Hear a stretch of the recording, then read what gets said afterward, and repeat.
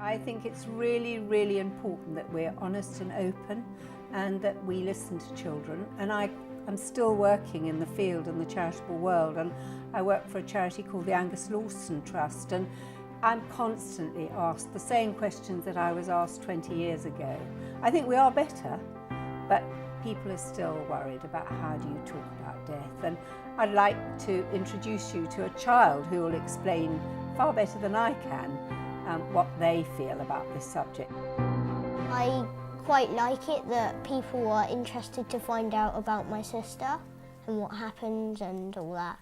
Because when I was in year 2, and we had to talk about our brothers and sisters and if we had a brother or sister, and I mentioned my sister had died, and then at playtime I had like a bunch of people surrounding me asking how. And that was nice. Because I felt proud of myself. When Diana died, a lot of children were very interested in what did dead mean. Not children necessarily that had death already as part of their life experience, but just children in school.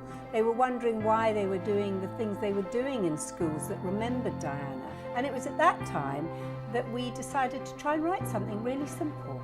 So the book, What Does Dead Mean, was based on what we heard children wanted to know. There was a football player once who died died for 76 minutes, and then people noticed him, and then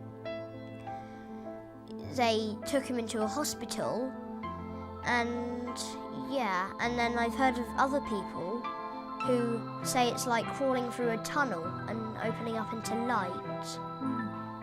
But I've always wanted to experience it too, but not actually experience it for like dying for a reason. It's a way of making or helping parents, teachers, adults openly speak to children about what dead means. If you told me that Naomi had gone to sleep and I was like 8 years old, I'd be scared to go to sleep every night, and I'd think if I woke up, I wouldn't wake up.